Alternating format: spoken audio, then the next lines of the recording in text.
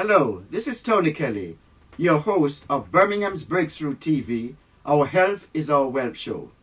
And in the studio today, I have my special guest, Selina Medford from Birmingham. Thank you for coming in, Selina. We know each other from way back, so our paths have crossed so many times, in a good way, not in a bad way.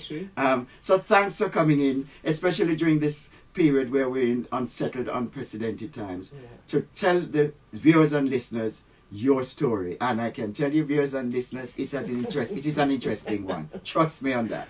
Well, can I just thank you, Tony? I feel I should be saying Mr. Kelly. No. Leave out the formalities of Mr. I just feel so humbled to kind of be invited along, you know. So I want to thank you very much for inviting me. And yeah, what can I say? Where do I start? Yes, okay, well, we'll get into that. Because you said, what can I say? Where do I start?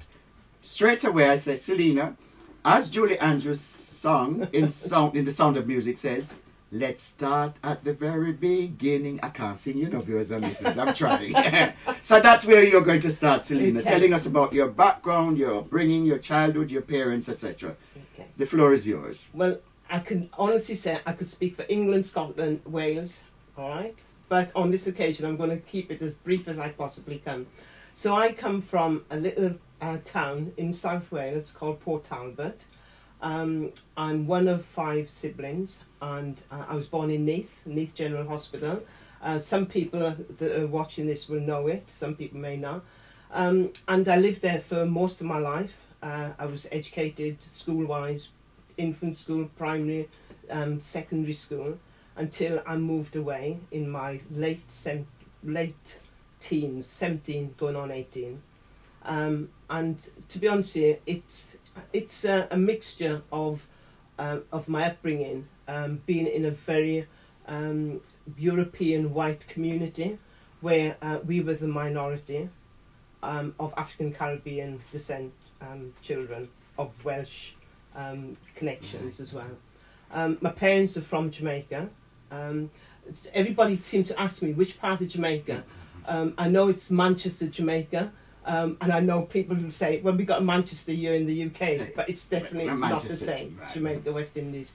There were very young people who grew up together from school, childhood days, and you know, my dad came over here in the 50s. And then my mum followed later with 3 of my siblings as well. So yeah, very fond of and very close family connection. Right. So I think you're my first truly Welsh-born guest that I've had on the show. So that's an honour. So take me through. You've ended up in Birmingham. Take us through how did you leave the valleys of Wales and to end up in Birmingham, and why? Interesting. Well, I first of all, before I left Wales, I moved to Coventry. Lived there for a short while with my sister, who now lives and resides in Switzerland. So we're all over the place as siblings. And then from there, I went back home for a short while because at the time, my dad asked me to come back to Port Talbot to look after my stepmother. But I'll go into that a little bit more later. I then moved back to the Midlands and came to Birmingham, where I've resided for over 40 years now. Even though people say to me, you've not lost that Welsh accent. That is true, I agree. And I hope I don't actually. But when I go home to Wales, home will always be Wales. People say to me, oh, but you sound very much like a Brummie. So who's to know? Yeah. But yeah, so I moved here and I studied for some time here, and I worked at the it was Birmingham Polytechnic in Perry Barr them days, and then I moved from there to other roles within in Birmingham. So I've lived up here practically all my life. I can say from the age of 17, 18. Okay. That's fine. I want you to touch a bit on, you said studied. There are youngsters listening to this program, children who are at secondary school, probably at colleges, etc. Take us through some of the studying you've done. We won't do jobs yet, studying, because we're all into education, Yes. education. Very much And so. the youngsters listening need to hear this. Mhm. So take us through sort of some of the studies you've done, the colleges and places you've Okay. been, So- and what courses and what you've ended up with qualification-wise. Qualification, there's a list of them, but Yes. I'll try to see if I can remember most of them. Mhm. Going to school in Wales, I didn't have the best of education. And the reason I say that is if you weren't the daughter or son of the Lord Mayor of the local town or anything, you never got a look in. I used to dread going to school at times because if I was picked on to kind of, tell the time, I'd be like in the background holding my head down thinking, oh, please don't ask me. And it's interesting because it's something that I can now dwell on and see and watch in my future, in my current role. But qualification-wise, I did most of my secretarial. I did a lot of secretarial training in Wales. Moved from secretarial at Margam College, the famous college as it was then, to Coventry, and I studied in Coventry, doing just basic other courses, evening courses. But then I moved on to studying while I was in the council, doing an ONC in public admin. ONC stands for Ordinary Order National Certificate. Mhm. Yeah, and that was in public admin because obviously working for local government. Then I did the HNC in business and finance. Which is higher National Certificate. A very proud moment for my family then because I remember my dad at my graduation ceremony at the town hall at the time.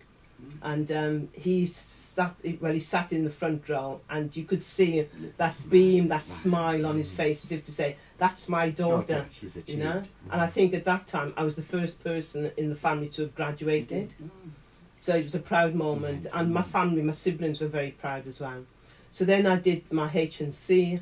I did various other courses, British Sign Language. I'm very keen on my signing, level 1, 2, and 3.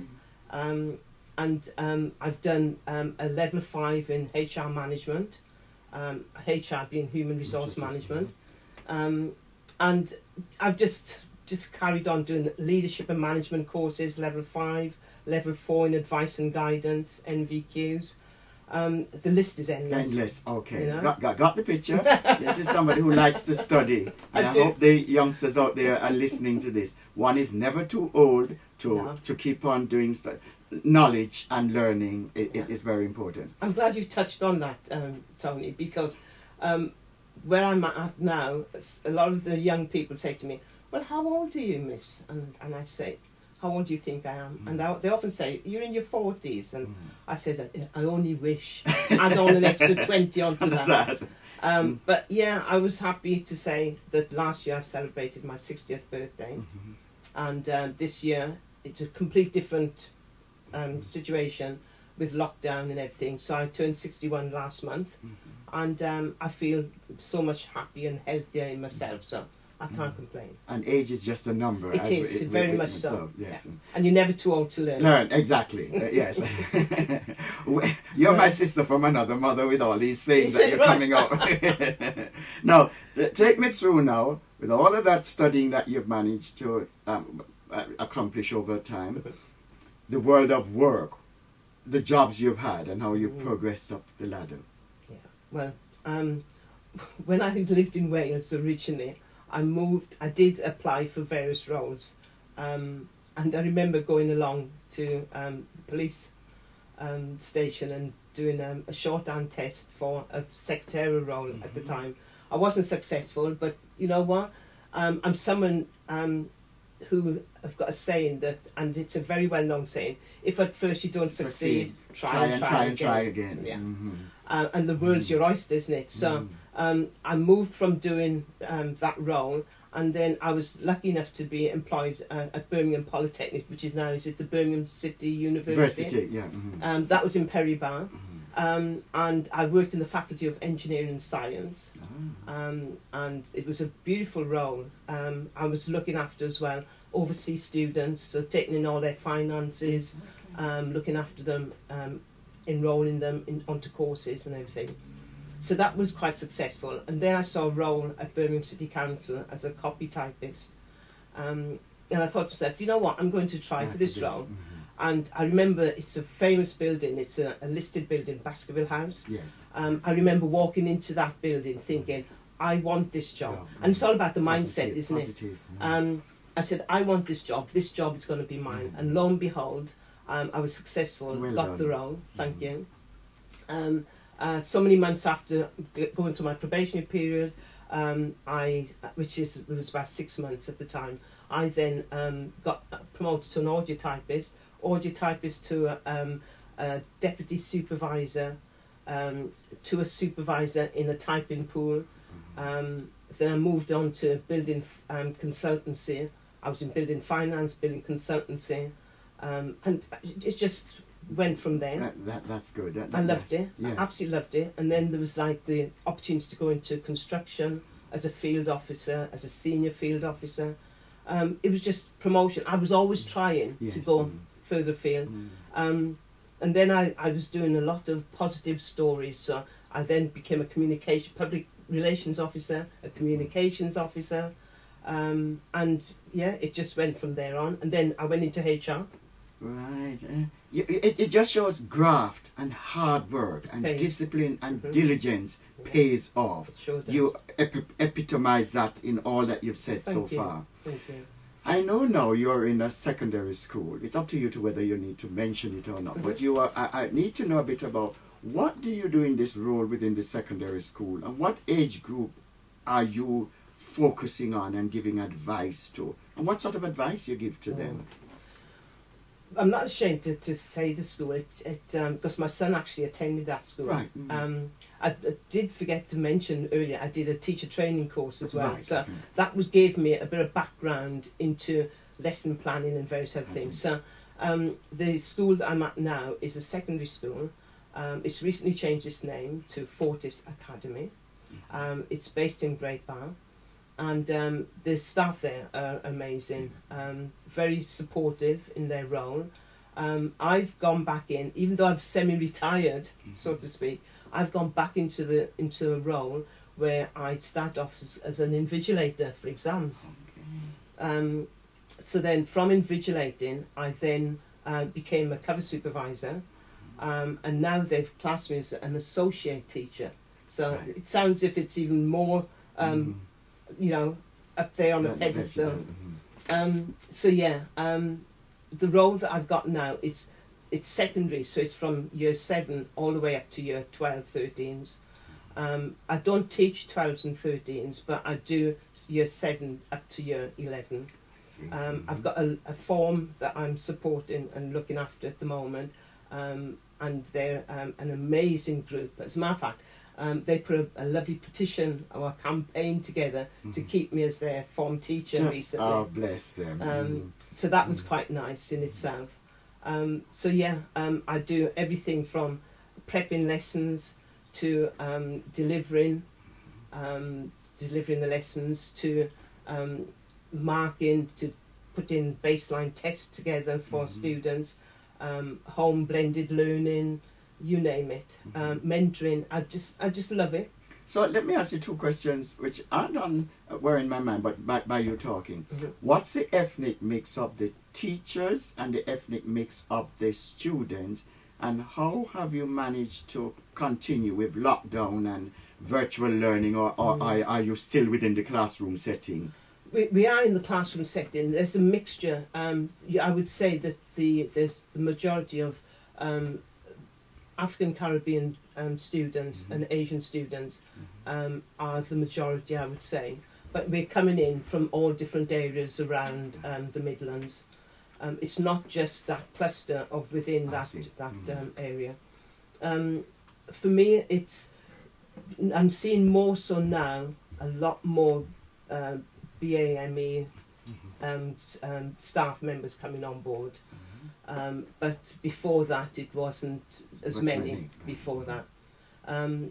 I've completely, it's gone, my thoughts have completely gone. No, the other part to the question is, how is the school and you coping during lockdown? Is it virtual learning, or are the children managing to come to school, or what's happening in your particular school? Well, in our particular school, we're doing clusters of students coming in. So 1 week or we might have a year 7 group in, whereas a year 8 group might be out, or vice versa, a year 10 group in when a year 11's around. But we are trying to keep them within that bubble, so that we're staggering their start times, their break times, their leaving times.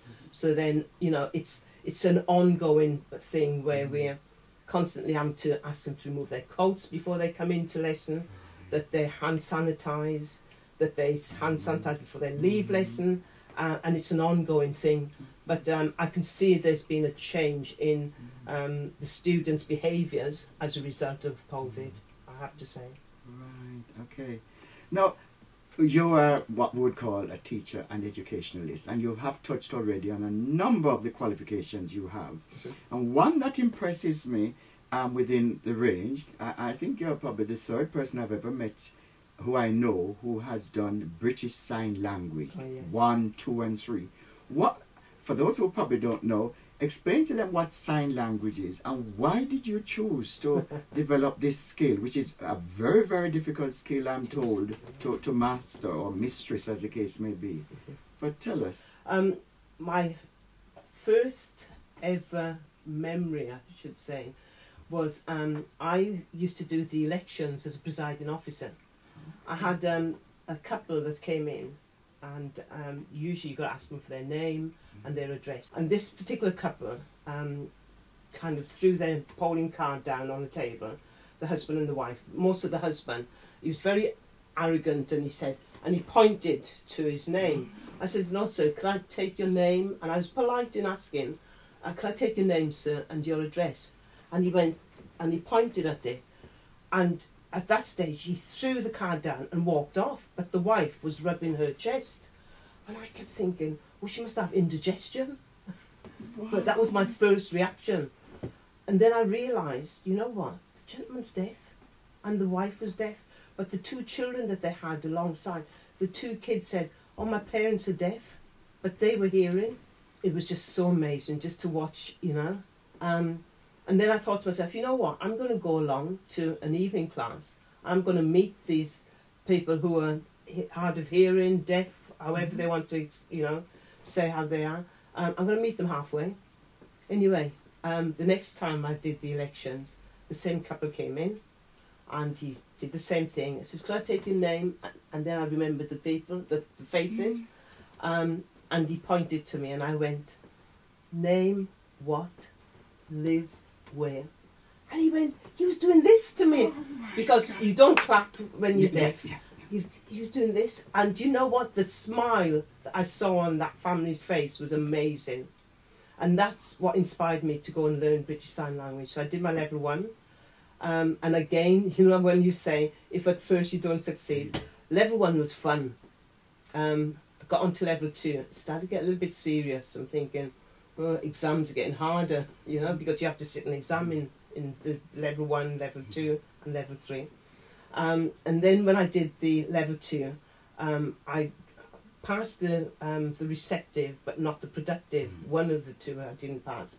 It's going back so long now.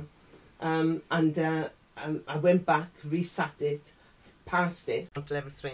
So then I went off and did level 3 at the Birmingham Institute of Deaf Centre in Ladywood. And then they stopped doing the course. And then I went to Sutton College, Sutton Coldfield College. Yeah, you see, you notice I use my hands a lot. Yes, I can understand, yes. So I did it there, and then I went to Alton Communication Plus and did the final stage of my level 3, and I was hoping to do level 4, but then they stopped it and then jumped to level 6, and since then I've now found out that they've brought back in level 4. My mouth is open because this is perseverance here. I'm so pleased to hear this story, and for the viewers and listeners to hear it. Let me then ask you, are you getting the chance in latter life now to use that skill? I sure am. Yes. Oh, that's good. That's good. I spend a lot of time, due to COVID, obviously I've not been doing it recently, but I spent some time supporting a deaf and hearing impaired student at Samuel College. Not just one, a few students there who were successful in moving on to the next level of their qualification. and I used to do Word of Hands. It's a deaf church in Moseley, and I usually take the Sunday school with the deaf and hearing impaired students there. Wow. I say students, children. And I'm working very closely on something that I will like to later on in 2021 share with other people, but it's a project that I'm working on around sign language. Gosh, so Selina, this is very good. I love it. Now you mentioned earlier COVID-19 and not being able to do it as much. I'm going to bring it closer to home. Tell us about your immediate family and how have you as a family coped with the lockdown pandemic, COVID-19? Well, as you know, I've been married this year for 35 years. I celebrated my choral anniversary. And I've got 2 young adults, I should say now. I love them unconditionally. They are my life, alongside obviously with my husband, of course. And the names are? My husband's David. I only call him David if I'm annoyed with him, which isn't very often. But yeah, he's my rock as well. And then my son, Sean, and I've got a daughter, Shan. Sean will be 28 this year. As a matter of fact, this month, the 17th. And then Shan is 22. Both of, very kind of business orientated and focus a lot on making themselves better in themselves. Sean at the moment is abroad and he's doing well in himself, very business orientated, and he, alongside with Sean as well, and myself and Dave, we all make sure that we look after our immune system. Right. It's so important for us. Our immune system is of the highest, and we do a lot of ginger shots every day, making sure that we're taking our minerals, our vitamins, and just building that level of immunity up. Not only just for our immune system, but our health and our wealth and our well-being, Right. which is very nice. I love this sign. Our health is our wealth. Right, because that leads straight into how interested are you in health and well-being, and how do you include that in your everyday life, your day-to-day routine with your husband and with the children as well? Yeah. I Tell say us some children, more. my young they say to me, we're not children anymore. I said, yes, you're my young adults, but yes, yeah. yes. But yeah, my young, yes. yeah. So health and well-being, and what do you do in that regard? So I've got my own health and well-being business. It's an online business. So we take a selection of fruit, vegetables, berries, and omega capsules daily without fail. It's a part and parcel of my daily regime to kind of take them. I like to make sure that we drink plenty of water, even at school. The students say to me, "Oh, Miss, but I don't like water." Drink water. It's so important for our vital organs, for everything else. If we blink, we're using the fluid that's in our body. Every morning, like I said, it's a ginger shot. I stretch every morning. I don't get out of bed unless I've done my stretches, and even mindfulness and things like that. I'm telling just not only my family, but my extended family members, the students at school. I even sometimes towards the end of the lesson get them, or at the start of the lesson, to even stand there with their eyes closed and breathe in, This is exhale, and just to kind of put a bit of if I'm doing art lessons, I have a bit of Zen music on in the background, and I've noticed it's calming the students even more. So I do like to do a lot of meditation, a lot of yoga, Zumba. Zumba is one of my favourites. And due to lockdown, obviously I'm not being able to do that. But I have been doing it at home. So during lockdown, we were doing a lot of exercise at home. If my son wasn't with us, he'd be zooming in. Right. Walks, we like to do a lot of walks. And hopefully in the new year, we're going to have an addition to the family. And no, before you think, it's not that I'm expecting, as some of the students think that I am. It's mainly because we're going to have a puppy. Okay. So. That's good. And I'm going to touch on something. You might come back to me on it. Walks. I do a lot of walks in green spaces and parks.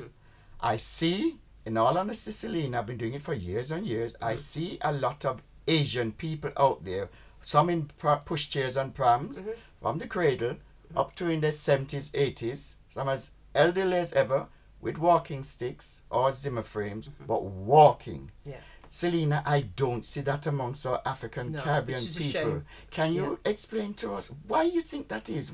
Why don't we go out in the fresh air? It's not costing us anything. It's not. No, it's an exercise that's free.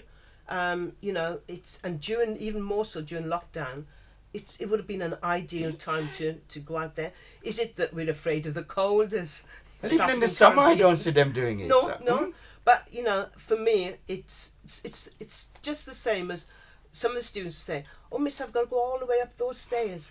Yes, because you need to. You know what I mean? Yes. And I don't know if it's something that's instilled in young people from a very young age, and it's learned behaviour maybe that even we see, you know, our older generation not want to do it. But I love my walks. Sutton Park, Sandwell, Valley, good. You name it. You know, I love it. Even when I was younger, from young days, I used to walk to school in the mornings, walk home for dinner, walk back to school. Yes. You know. Yes. So I quite enjoy it. Yes. I quite enjoy it. We're on like minds in that regard. I'm aware of your claim to fame because I've actually watched the TV program as a TV star. Could you kindly share with the viewers and listeners what this claim to fame is, please? Well, my claim to fame is going back in 2008. We did a documentary called We Are Family, The Deebles. That was my maiden name before I got married. And it's interesting because it was aired on BBC Two on the 4th of December 2009, a year later.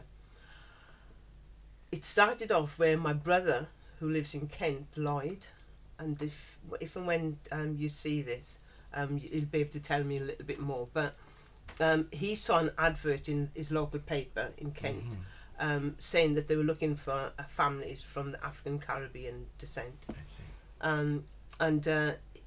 When the questions started coming as to where were your parents born, a bit of genealogy and everything else, he said, "Do you know what? Speak to my sister Selina in Birmingham." So he shifted it to me. I then found that the producers were getting in touch with not just me, but my other siblings as well, asking us lots of information about our upbringing, where we lived in Wales and various other things, and it was just an opportunity then for me to get involved. They were filming all hours of the night, and they sent me then. Well, they didn't send me. They met the BBC with the producers, which was Blast Films at the time, and they asked who would be the most suitable person to go to Jamaica. And this was to interview. How can I describe her? My stepmother. Okay. I had to interview her because she had, as I was told, a right to reply, because everything that we said had happened to us as kids growing up. The physical, the mental, the emotional abuse. It was a situation where we had to then, the BBC obviously said that we had to then ask her to tell her side of the story, so to speak. It was an emotional time, I have to say, very emotional, because it brought back all that, not anger, bad feeling that we experienced as young siblings. Because as you know, I lost my mom at the age of 5 in 1963 to asthma. And a lot of people said, "Oh, asthma in 1964, surely there was inhalers," but no, she never came through it. At the age of 39, she passed away. Your dad remarried? Yes, he did, yeah. But it wasn't as early as, as soon as my mom passed away. It was almost about a year or two later. And the reason being is that we being in such a small town, we had various family members who were looking after us. My brother, my youngest sibling, was only a year old when my mum died. He was born in 63 and my mum died in 64. Wow. In the same month that he was born. So then my grandmother came over from the West Indies and she looked after us, but she couldn't get used to the climate. Culture shock. Yeah, it was, she said, "Snow, what's this?" You know. Yes, so she couldn't get used to that.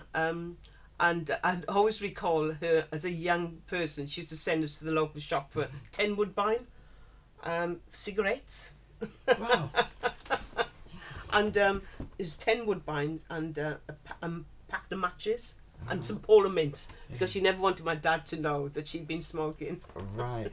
Nowadays, though, you're at that age, you wouldn't be served those in a shop. No, I know. So she'd have to have gone herself in this to day go and age. get it. Yes. But she used to put on a little note for us, you know, to take to the shop. But those are the memories, and you know, one of these days I would like to write a book. Yes, please. I can see one in you as well. Yes. Definitely. So going back to my dad, he then had a photograph taken of us, 5 siblings and himself, in 1964, and he sent it far afield to family, friends in the West Indies, in Wales and everything, asking if anyone would come and look after us, basically. Social services did get involved, but it was very difficult to find families who would want to take on African Caribbean children, basically. Yes. Social services said, well, we'll send one to Newport, one to Cardiff, one to Swansea. But my dad wanted us to be a family unit. Exactly. Yeah? And I'm so pleased that he did that. On the other hand, though, when my stepmother came on board, we called her the Wicked Witch of the North, South, East and West. I shouldn't laugh, because some of these must have been painful memories for you. It was, yeah. She used to beat us like crazy. If there was anything she found, she used to line up belts and everything. And, you know, if I was sent for the belt for my younger sibling or vice versa, if we didn't come back with it on time, she'd beat the 2 of us. So they were like really bad memories for us growing up. From the age of 5 onwards, you don't recall the happy memories. Yes. Anyway, so so Dad, for me, remarried, reluctantly, I have to say. I don't think it was something he wanted, but it was either he married her, or she was going to go back to the West Indies. So she gave him an ultimatum, really. I see. Unfortunately for her, she had several miscarriages and such, and I think that didn't help with her bonding with us as siblings. So one by one, we all left home. So they captured this, Blast Films did, and we were one of 4 documentaries that were done. Ours, for some reason, lasted the longest on the replay for BBC, and it was a journey. They took us out to a remote place. We went to Jamaica. They filmed in Switzerland, in Kent, in Wales, in Birmingham. Now, I remember seeing it. Is it still available? Because it's a fascinating story, true story, not fictional, real, true to life. Is it still available if viewers and listeners want to go and download it from wherever? Yeah. And if so? As far as I know, I went on to Google recently, and it's still up there. It is definitely on Vimeo. So if you just put in We Are Family, The Deebles, you'll find that it'll come up on some kind of not social media, but a platform. So tell me, please, Selina, and the viewers listening and watching, when you went to Jamaica to, in a sense, challenge or confront your stepmother, what was that experience like? And do you know, although I was an adult now, you know, at the time, confronting her, that fear of that child came back into me. That fear of, oh no, have I got to go and see her? Wow. And I could feel the heartbeat racing, I even bought a little bottle of rum, Jamaican rum for my brother, my older brother Ishmael, a biblical name yet again, to take bring back from Jamaica for him. And you know, I knocked it back before I went in. Oh my God! I knocked it back before I went in. I even sent Dave, my husband, into the house to meet her before I went in, because I could feel the anxiety, the tension, the stress, and I just didn't want to go there. And about how old would she have been when that experience? Oh, she was, I would say she was in her late 70s, yeah, when I went in. And it was just that numbness. She kind of held me and held on to me. But you know that feeling of like, I just couldn't show that affection back. Yeah. So I found myself kind of numb. I think numb is the word. And she said to me, "Oh, I'm so glad to see you," and everything else. But I don't know if I was feeling the same way, to be honest with you. And as you would have seen in the documentary, even when I confronted her about some of the beatings that she gave us as kids, she showed no remorse whatsoever. She was completely in denial, you know. Yes. But for me, and for my siblings, when we watched the documentary ourselves, it gave us the feeling of it was unfinished business, but it's been put to rest. Because there were times when I could talk about it and just burst into tears. Yeah, I can imagine. But then it made me a stronger person.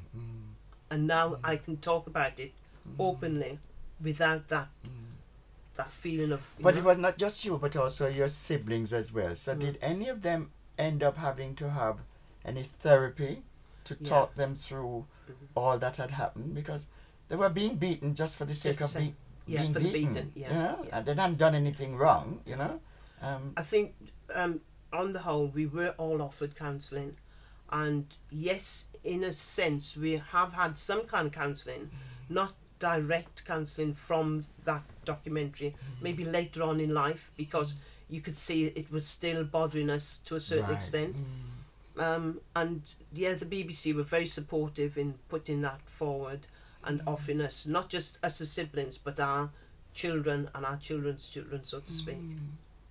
Okay, but I'm not going to dwell too much more on that, because even hearing it, I'm feeling it, and it didn't happen to me. So I can imagine what you as youngsters had to go through. I'm going to go back to the vulnerable and the elderly. There are a lot of people who are vulnerable, they're elderly, they're living on their own. You've already expressed some of the things that you do. What advice would you want to give to them listening to this during not just the pandemic and the lockdown, but being on their own, and you being so health conscious and into doing all sorts of things, and even parents trying to homeschool their kids? What advice would you give to them in these unprecedented times, which aren't going to go away just now? No, it's not. It's going to be here for some time. And it's all about looking out for one another, supporting one another. Knock on that next door neighbour's door, knock on that elderly person's door. You just don't know what they might be going through. And for me, I always like to think, you know, I might be having a bad day, but there might be somebody much more worse off than myself. Exercise, communicate. Social media is a lovely thing at the moment, especially during lockdown. Even the telephone. Yeah, pick up the phone. I mean, from time to time, I might go to the Caribbean shop and buy a couple of Caribbean loaves, and I might knock on my next door neighbour's door and you know, leave it on the front step or something. And it's just little things, you know. Yes, it makes such a difference. It's such a difference in life. That's the community spirit there. You know. I'm pleased to hear that. So here we are, Selina Medford,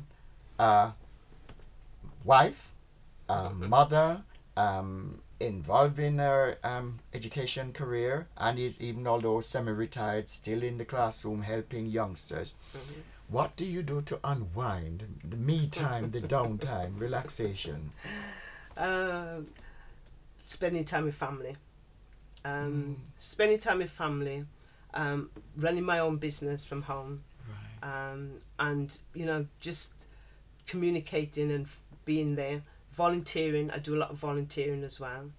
Selina, you mentioned downtime, me time, relaxation time, and then you go mention volunteering. Tell us a bit about volunteering. I personally don't think that's downtime and me time, but you tell us, what do you volunteer in? Do you know, I do so much volunteering, it's unbelievable. When I retired from local government in 2015, I wanted to give back to the local community, and that was by doing anything I could do. I'm very fond of cooking, so I volunteer with helping out with homeless people. So I come into town, into the city centre, mainly around Corporation Street, with a very good friend of mine, Angela Sheridan Hunt, and we cook various dishes and we serve to the homeless people in Birmingham. Donate a lot of clothing and bedding, things like that, toiletries as well. I have spent a lot of time at the Bee Festival volunteering at the Rep Theatre during the summer months, usually every year. And the 2022 Homecoming and Commonwealth Games, the handover event, I've done quite a lot of volunteering in that area as well. So it's and the MAC, the Midlands Arts Centre, I do a lot of volunteering there as well, with different events. But unfortunately this year it's not happening with obviously the lockdown. But for me, volunteering is, why not? It's a way of life. If I'm able-bodied and willing to give back to the community, why not? So, and I used to do a lot of volunteering on BBC WM radio show in the past. So I don't know. It's just it's in the blood. yoga. It's in the DNA. Yeah. And my family all do exactly the same. They're thing, always yes. kind of volunteering, doing stuff. Yoga.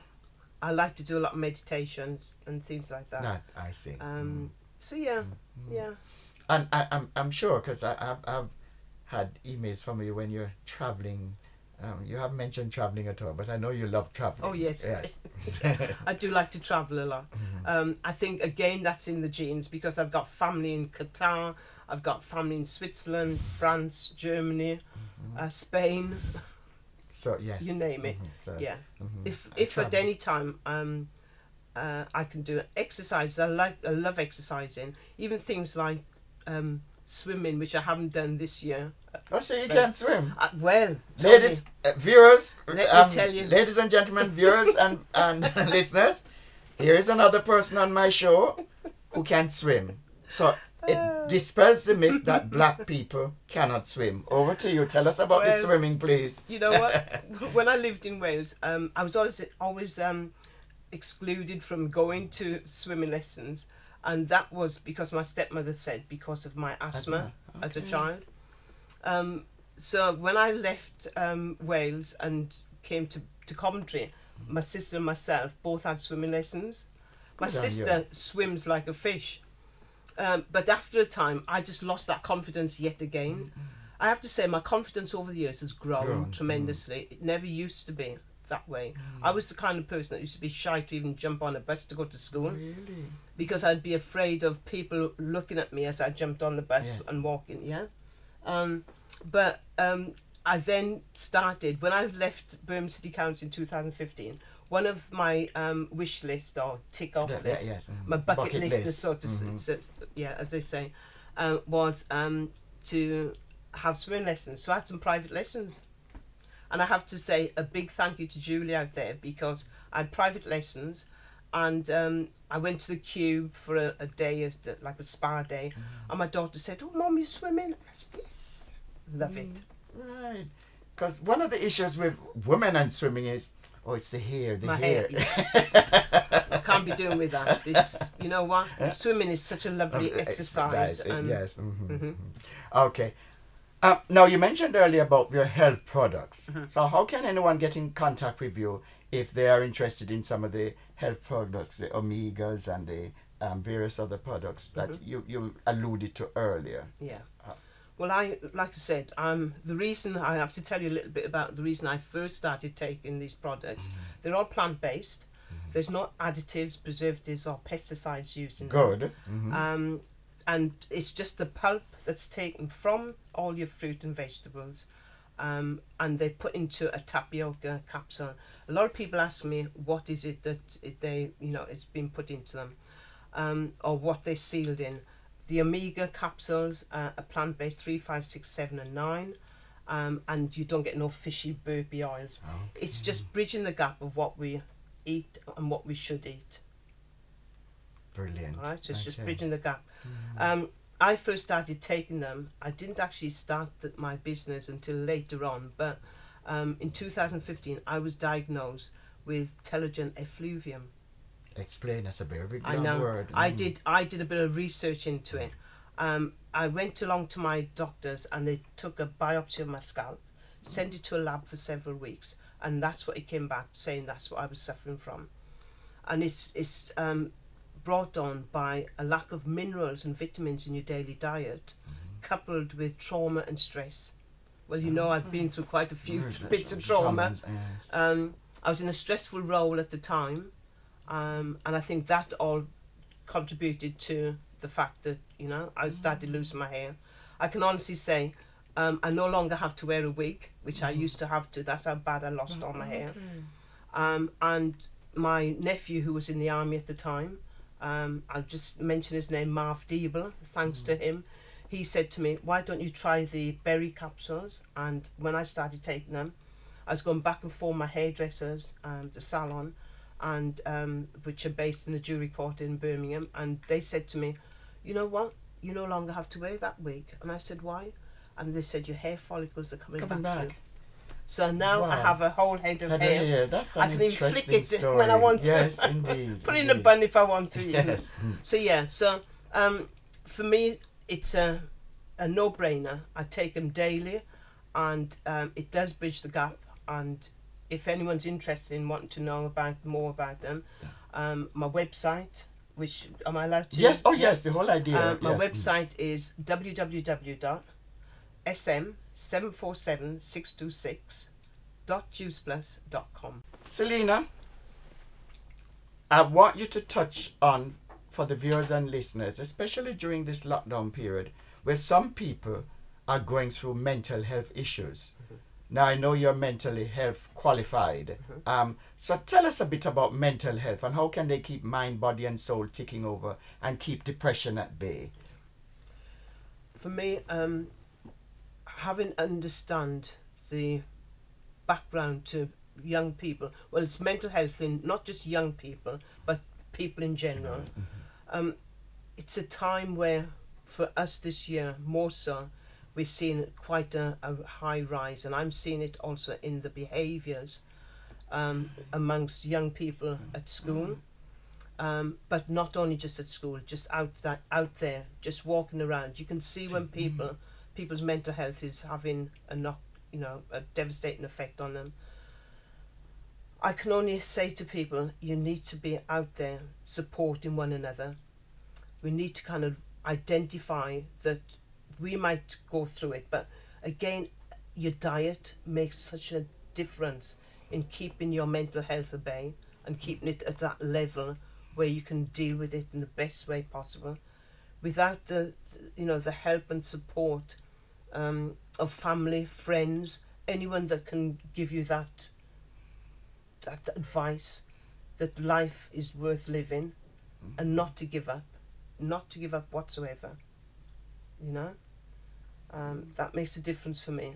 So as I've studied understanding mental health in children and young people, that has given me a greater insight into seeing and recognising when mental health is having a knock-on effect. And even mental health first aid training I've done.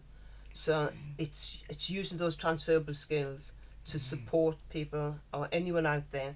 So I would say, even though I've taken on loads of other roles, be it volunteer and everything, if anybody is out there that's watching and I can help and support in any shape or form, please come and speak to me. I'm more than happy to give some advice and encouragement that they can keep going. And also probably signpost them accordingly, because I don't want my good friend Selina to suffer from burnout. So there's signposting as well, because there are lots of charities out there, Yes. Samaritans and Mind. Mind. And we can signpost people to. Basically, what you're saying is people should not suffer in silence. No. And I think there's so many that are suffering in silence. And I can recall even recently someone who very tragically took their own life because of mental health and not being able to cope with the lockdown. And it's so sad. If only I could have reached out to that person. You know, I didn't know that person personally, but it's just so sad that we're losing so many, not just young people, but older people as well. You know, and more so, I think, even around our community. Yes. We need to support them as much as we can. I agree wholeheartedly. There's not a day that I don't go by with, for my 2 young adults and family and nieces and nephews and such, you know, how are you? I text my son every day. Every morning I wake up, ask my daughter, did you sleep well? What have you got on today? Every day that they come home, how's your day been? And I've done that ever since they were children, at primary school, at nursery, primary, secondary, college, university. Yeah, it makes a difference. Yes, indeed, I agree. Selina, what I've heard so far, I thought I knew you, but you've revealed so much more today than ever before. But we do know each other, and I know your husband Dave as well. We've been at several events, etc. And you're doing a marvelous job out there. Thank you. But I want you, I often ask my guests to leave us with some final thoughts. What would your final thoughts be to the viewers and listeners? My final thought would be the best that you can. Life is a journey, not a rehearsal. And stay healthy, stay well, stay blessed. And, you know, whatever you want to do in life. Don't have any regrets. And I've always said that to my young adults, as I call them, and to students. I said, don't go through life saying, if only. Do what you want to do, because, as my dad would always say, nobody knows what tomorrow holds. Yes. So that's my thoughts. Selina, I thank you. Selina Medford, I'm giving you a full name. Thank Selina Medford, because people will say, if I say Selina, doesn't she have a surname? Selina Medford, I cannot but thank you for coming in and sharing with us your journey. I know some of it has been painful, but you've lived through that. And here you are as a positive role model, especially for youngsters, black and white youngsters out there going through life in these terrible times. You've shown us, from all the traumas that you've had in early childhood and so on, how to overcome trials and tribulations. You're such a positive role model. It was a pleasure having you in our Breakthrough Studio on our Health is Our Web show. Can I thank you for inviting me along? I've really enjoyed this opportunity, so thank you. You're welcome. Thanks to our sponsors, the Afro-Caribbean Millennium Center on Dudley Road, New Style Radio, 98.7 FM, Breakthrough Media Studios, and Breakthrough TV.